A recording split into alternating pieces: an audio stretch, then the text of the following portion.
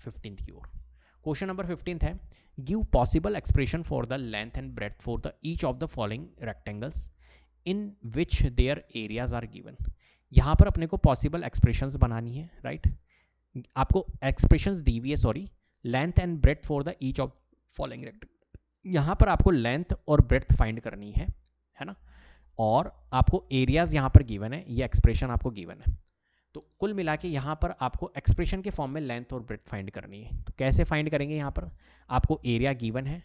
Area क्या given है यहाँ पर, देखिए बहुत इजी क्वेश्चन है। फर्स्ट पार्ट, एरिया गिवन है 25a² minus 35a plus 12, right. ये अपने पास में क्वेश्चन है। अब देखो, सबसे पहली बात, इसको क्वेश्चन को करने से पहले अपने को ये चीज़ पता होनी चाहिए कि इस क्वेश्चन को करेंगे कैसे, राइट। ये सबसे इंपॉर्टेंट चीज़ है कि यहाँ पर इस क्वेश्चन को करेंगे कैसे। तो ये जो क्वेश्चन है ये किसके ऊपर बेस्ड है, इस चीज़ को समझते हैं।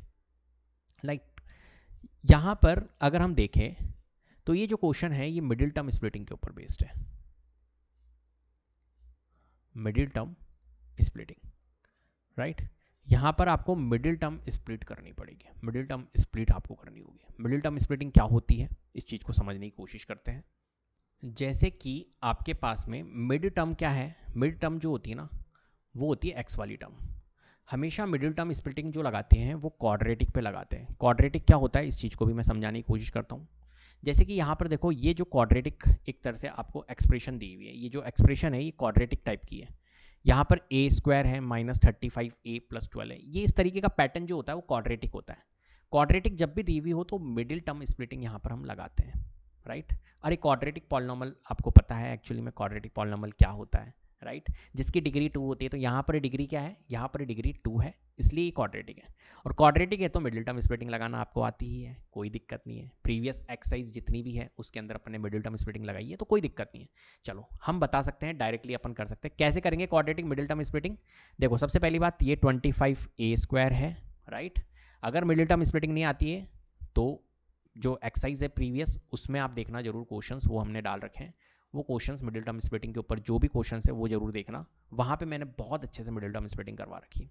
तो क्या करते हैं, 25a², middle term splitting means होता है मिड टर्म वाली, मिड टर्म को स्प्लिट करना। तो यहाँ पर मिड टर्म क्या है, 35a, ठीक है।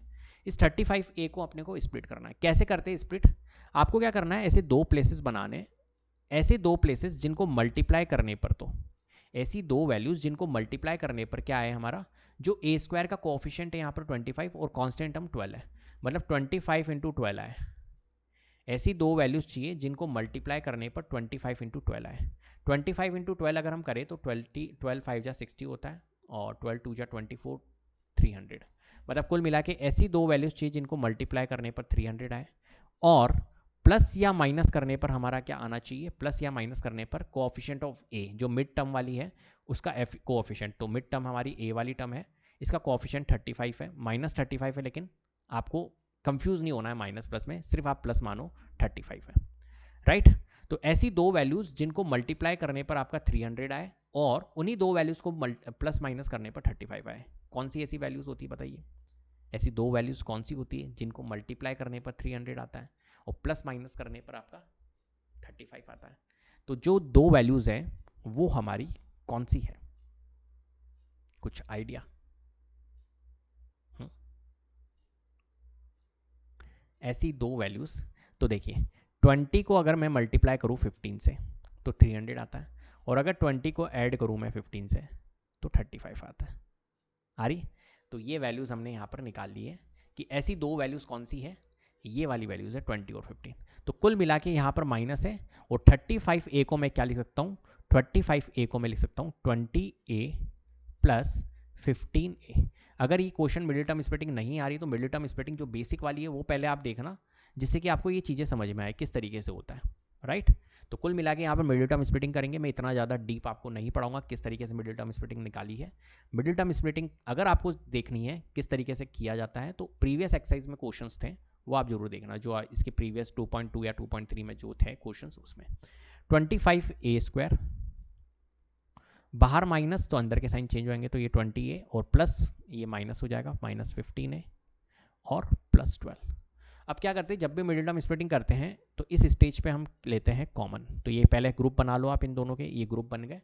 अब इनमें कॉमन देख लेते हैं, कॉमन क्या आ रहा है, 5 कॉमन लग रहा है मेरे को, दोनों 5 से जाते हैं हमारे, और ए भी हमारा कॉमन आ रहा है, तो 5 5 जा 25, 5a माइनस 5 4 जा 20, और a कॉमन आ गया तो 5a माइनस 4, माइनस यहाँ पर कॉमन क्या आ रहा है, यहाँ पर कॉमन आ रहा है 3, क्योंकि 3 से 15 भी जाता है 12 भी जाता है, तो 3 कॉमन आ गया, तो 3 5 जा 15 और a, और यहाँ पर 3 4 जा 12, राइट।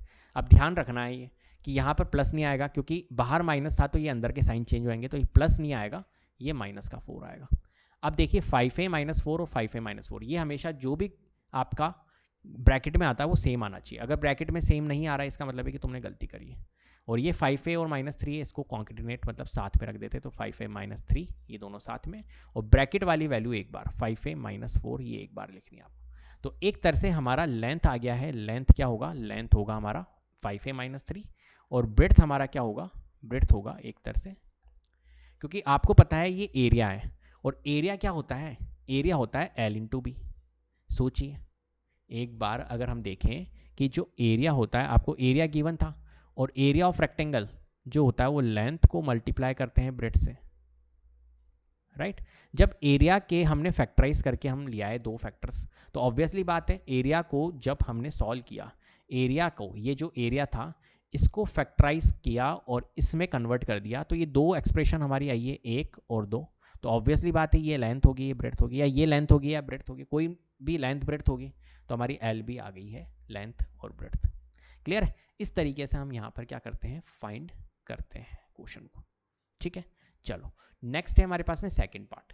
सेकंड पार्ट को भी जल्दी से कर लेते हैं, ये भी एक एरिया गिवन है आपको। तो कुल मिला के यहाँ पर आप अप्रोच समझ गए क्या करना होता है, यहाँ पर इस एक्सप्रेशन को सॉल्व करना है और फैक्टराइज करके फाइंड करना है एल कौन होगा और बी कौन होगा। यहाँ पर देखो एरिया गिवन है 35y square plus 13y minus 12। अब अगर इस क्वेश्चन को अगर हम देखें तो सबसे पहली बात मिडिल टर्म स्प्लिटिंग लगाएंगे यहाँ पर, तो ऐसी 2 वैल्यूज जिनको मल्टीप्लाई करने पर क्या है, कोएफिशिएंट ऑफ y स्क्वायर 35 है और कांस्टेंट टर्म 12 है, तो 35 इंटू 12 करो तो 12 पंजे 60, 12 3 जा 36, 36 420, मतलब ऐसी 2 वैल्यूज चाहिए जिनको 420 मल्टीप्लाई करने पर 420 आए, और प्लस माइनस करने पर हमारा क्या आए, प्लस का 13 आए, मतलब 13 आए, राइट। ऐसी 2 वैल्यूज आपको बतानी है, तो कौन सी है ऐसी 2 वैल्यूज जिनको मल्टीप्लाई करने पर 420। और अब देखो जब भी अगर ऐसे कॉम्प्लिकेटेड सिचुएशन आ जाती तो आप क्या करो, यहाँ पर 420 था ना, 420 जो मतलब 35 इंटू 12 था, 420 को क्या बोलते हैं 35 इंटू 12, इसको ही मल्टीप्लाई करके हम 420 लेके आए थे। अब आप क्या करो यहाँ पर इस 35 इंटू 12 और ये 13, ये कह रहा है कि यार प्लस माइनस करने पर 13 आना चाहिए, तो 35 और 12 से कुछ बन रहा है क्या, नहीं बन रहा है। 35 को और थोड़ा स्प्लिट करो, 7 इंटू 5 कर दो, और ये 12 है, इनको करने से कुछ करो कि कुछ बन रहा है, नहीं अभी भी नहीं बन रहा है। इस 12 को भी और फैक्टर कर दो, एक काम करो 4 इंटू 3 कर दो, राइट। अब देखो इनको थोड़ा सा करने की, क्या इनसे कुछ बन रहा है, 7 4 जा 28 और 5 3 जा 15, 28 और 15 से कुछ बन रहा है क्या, 28 में से 15 अगर मैं लेस करूं तो 15, हाँ बिल्कुल बन रहा है यार, तो ये बन गया हमारा 28 और 15, तो 28 होगा और 15 होगा, 28 में से अगर मैं 15 को लेस करूं तो 13 भी बन रहा है, राइट। इस तरीके से आप थोड़ा सा फैक्टराइज करके, ये पूरा प्रोसेस मैंने बता रखा है, वहां पर सारी चीजें सिखा रखी है, तो फैक्टराइज करके आप निकाल सकते हो 28 और 15 आया। तो देखो यहाँ पर अपन क्या करेंगे, 35y स्क्वायर प्लस 13y को कैसे मैंने स्प्लिट किया, मैंने किया है 28y माइनस 15y, और ये है माइनस का 12, बाहर प्लस था तो कोई दिक्कत ही नहीं, ब्रैकेट हमने नहीं लगाया यहाँ पर, कोई ज़रूरत नहीं है, ठीक है, बाहर प्लस होता है तो कोई परेशानी नहीं। चलो अब यहाँ पर क्या करते हैं, ग्रुप बना लेते हैं, तो ये एक ग्रुप बन गया और ये एक ग्रुप बन गया। इन दोनों ग्रुप्स के अंदर हमने देखा 7 कॉमन आ रहा है और y भी कॉमन आ रहा है, तो 7 5 जा 35 होता है, 5y 7 चौक 28 और एक y तो हमारा आ गया था। चलो यहाँ देखो माइनस है और यहाँ 3 कॉमन आ रहा है, तो 3 5 जा 15y, और माइनस बाहर माइनस था तो अंदर के साइन चेंज, तो ये प्लस हो जाएगा, 3 4 जा 12। अब देखो यहाँ पर ये जो ब्रैकेट में आता है ये हमेशा सेम आता है, तो सेम आ रहा है, और ये जो 7y है इसको -3 के साथ में रखना है, कॉन्केटिनेट कर देना है, और 5y प्लस 4 जो ब्रैकेट में है उसको एक बार 5y प्लस 4। तो यहाँ पर ये एक वैल्यू आई है और ये दो एक्सप्रेशन आ गई है। मैंने आपको बताया था एरिया जो होता है वो लेंथ इनटू ब्रेड्थ होता है। ये आपको यहाँ पर क्या दिया हुआ है, एरिया गिवन है, और अगर ये एरिया गिवन है तो L इंटू बी होगा एरिया। और बाद में जब हमने इस एक्सप्रेशन को, जो हमारी ये एरिया है, इसको हमने जब फैक्टराइज किया तो ये इसमें कन्वर्ट हो गया, और अगर ये इसमें कन्वर्ट हो गया तो ऑब्वियसली बात है ये लेंथ होगी और ये ब्रेड्थ आ गई हमारे पास। तो लेंथ और ब्रेड्थ हमने यहाँ पर निकाल दी। इस तरीके से हमारे को यहाँ पर फाइंड करने होते हैं। तो कुल मिला के ऐसे क्वेश्चंस में सिर्फ फैक्टराइज करना है और एट द एंड जो वैल्यू आएगी वही लेंथ और ब्रेड्थ होगी। क्लियर है?